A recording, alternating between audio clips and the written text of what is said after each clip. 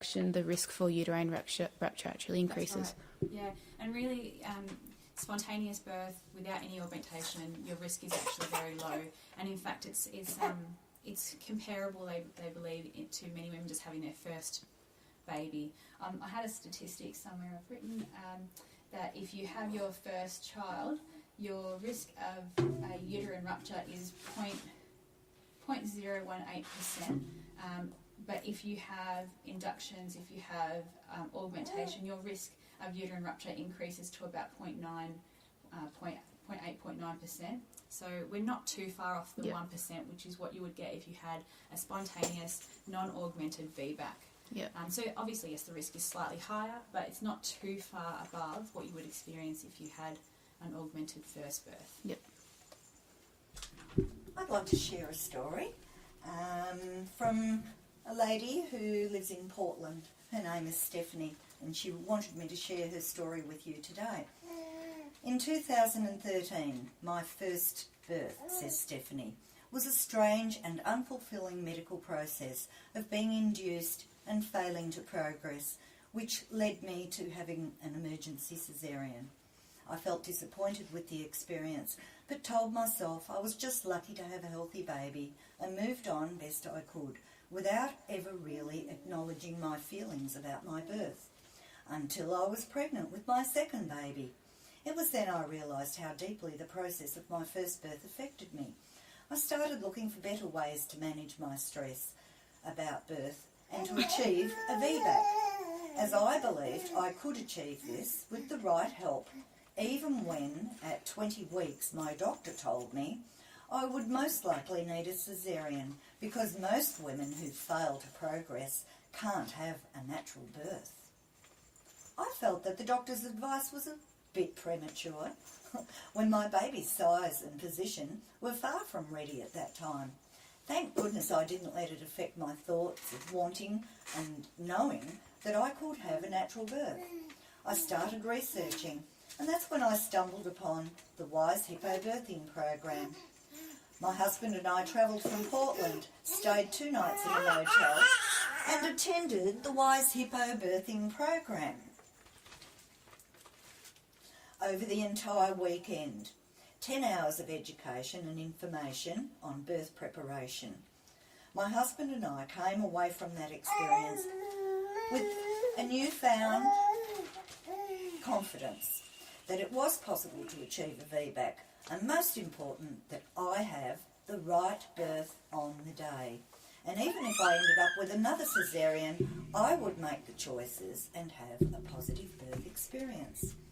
So in the early hours, I had my first surge in 2015. I was able to continue resting, though I didn't really sleep. So I got up, had a shower, and packed a few last-minute things for our toddler. My mother-in-law came over to pick her up.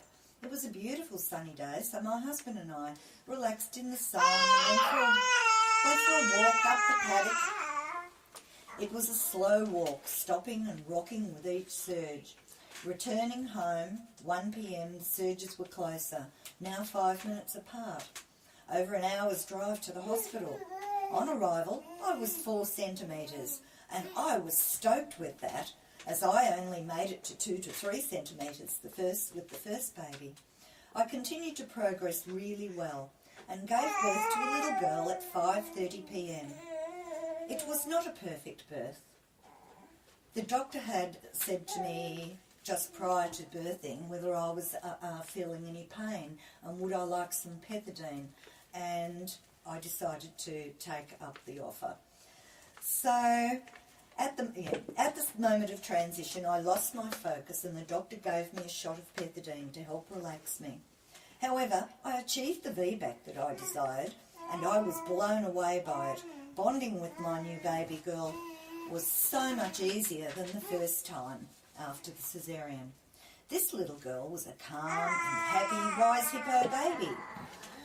Then, almost 2 years later, I was awoken again in the early hours of the morning, expecting my third baby. About 2 a.m. by surges and a show. I was feeling totally confident, and I had reread the WISE Hippo book and I had been practicing the techniques. Again, we had the long drive to the hospital. My husband was concerned we wouldn't make it on time. The surges were now 2 to 3 minutes apart. But I was able to remain calm, listening to my Wise Hippo MP3s, and the lull of the voice and the car had me in such a beautiful, relaxed state that I didn't want it to stop. On arrival, I was 6 centimetres dilated and progressed quickly. 20 minutes later, my membrane released. Then I got up on the bed and started rocking back and forth, much to everyone's surprise. And then, to my surprise, within a few minutes, there appeared my baby girl for me to receive. It was the most beautiful birth, great bonding and easy recovery. This little girl, too, is a content and happy little Wise Hippo baby. Each of my 3 birth experiences have been totally different, and I have learnt a lot about motherhood and the effects that childbirth can have on it. I am forever grateful to have found the Wise Hippo birthing program. It really has changed the course of my life. I highly recommend it. Thank you for sharing. Something that I've just, thought about while you were reading that story was, because I've read a little bit about hypnobirthing, and I believe the Wise Hippo program is a type of hypnobirthing. It is, yeah. And in hypnobirthing, there is not as much pressure, there's not as much, I don't know really how to explain this, there's not as much pressure, people who use hypnobirthing don't experience pain because they're in this relaxed sort of hypnosis state. So I wonder if using this type of birthing actually decreases your risk of things like uterine rupture, because there's not as much pressure on Well, I'm not going to answer that question because Andrea's sitting here. I can tell you my story, actually. Yes, It makes we'd sense love to to say. hear it. So I with my first, had the cascade of interventions, which I think we can talk about a bit later, but everything that could have gone wrong in that birth did, and all of the things that I didn't want to have, I got given, and I ended up with a C-section.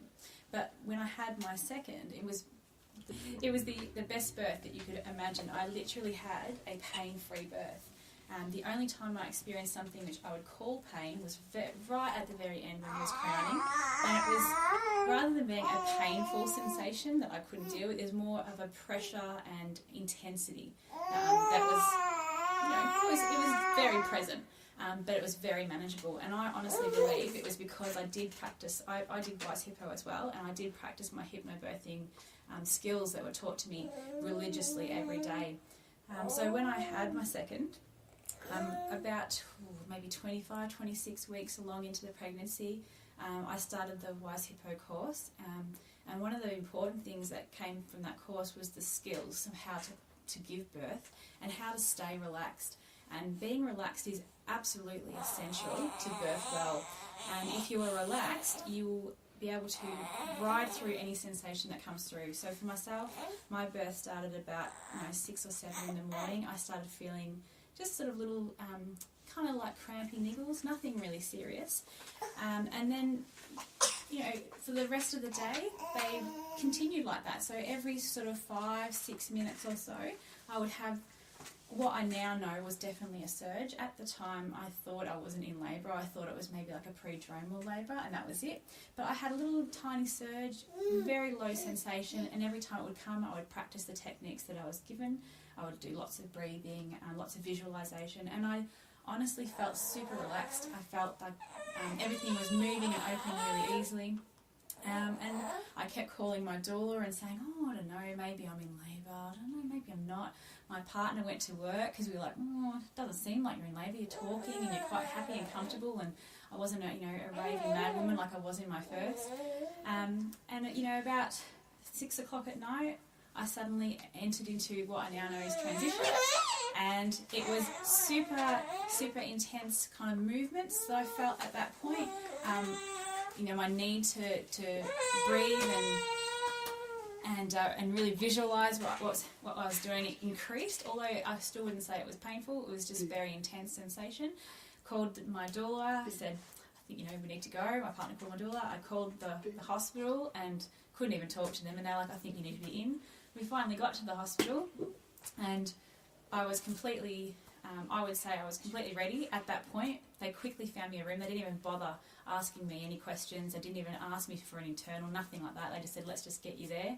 Got into a room, you know, got myself sort of set up, and then that was it. Like, it was so quick. I think within an hour of being in the hospital, it was literally the amount of time it took them to get me a room organised, get myself in that room, get myself sort of, you know, in the position I wanted to be in.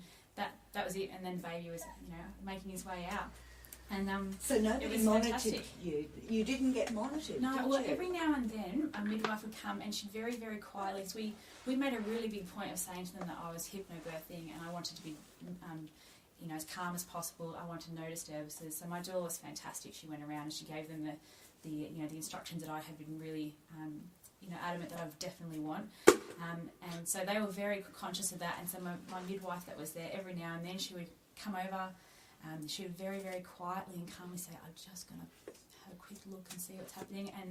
And she would put her little Doppler against me and check that, you know, everything sounded okay. Because I didn't want to be monitored continuously. That I felt that was one of the biggest problems with my first birth that stopped me from being able to move. So I was adamant that I needed to be able to move and kind of help the baby down. So she, every now and then she did that, and that was it. That was about the most intrusive thing that I experienced in that birth. And it wasn't even intrusive because she was very gentle, very quiet. You know, her voice was a whisper always. You had no vaginal examinations. No vaginal examinations. Yeah, I had nothing unwanted. Yeah, it was honestly, like, in my mind, the perfect birth for me. I mean, obviously it's different for everyone. Everyone has their own image of perfect, but for me that was my perfect birth.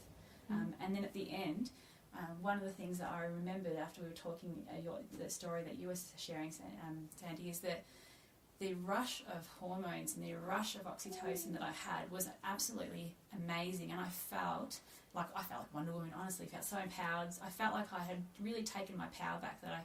My first birth, the experience that I had was so traumatic. I honestly felt for so long afterwards that I wasn't even a real mother because I hadn't been able to have a real birth. And so taking that power back for me felt so good.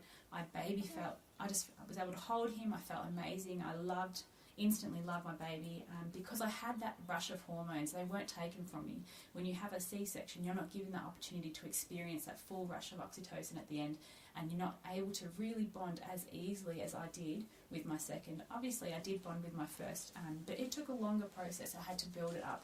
So that was the best thing that I, you know, really felt about having a VBAC, is that all of those things that you're meant to experience, those wonderful feelings of love and even just empowerment, they were there for me. So it was a really, really lovely experience. And how did you find establishing breastfeeding the first time compared to the second? So easy. With my first, I really read a lot, and I, you know, went to a lot of meetings about how to breastfeed, because I was really strongly felt that breastfeeding is an essential thing to do. So with my first, I did do it. It was much more difficult because it took longer for my milk to come through. I mean, when you have your second, milk does come through a little bit easier, but I found it much more difficult because I was tired. I felt a lot of pain in my stomach. I couldn't hold my baby properly. I had to lie down in certain positions that I could manage where I didn't have so much pressure on my stomach. So establishing breastfeeding in the beginning was much more difficult because of all those things. And with my second, it was just, I think, you know, within like 5 minutes of giving birth, I pretty much had him on the boob, and he was off. He was going. He was happy. I was happy. He had a flood of hormones as well, so he was a really happy baby. There was no crying as well. He came out. He had a tiny little squeak. Yep. And that was it. He was straight on there because he was so happy. Yeah. Did you leave the umbilical cord attached? Oh, yes, yeah. I actually is something that is probably not considered to be the norm, but I think it was a fantastic thing. I did a lotus birth for my second, so that meant that when I had him, there was no clamping of the cord, there was no detachment of the cord, there was no cutting of the cord. The hospital very kindly helped me to manage it all, so that I had a bucket they were brought over, and I popped the placenta into the bucket, and we actually waited for our second to let go himself, and that was really a beautiful experience, and very calm as well, and I think it did make a bit of a difference. How many days? But it was on the beginning of the 5th day, so yeah, it was lovely. So I think it made a bit of a difference for him because he had such a calm start as well. There are limitations on how you can move when you do a lotus, so everything you do is much more slow, much more fluid. It was just a really lovely experience. We didn't have loads of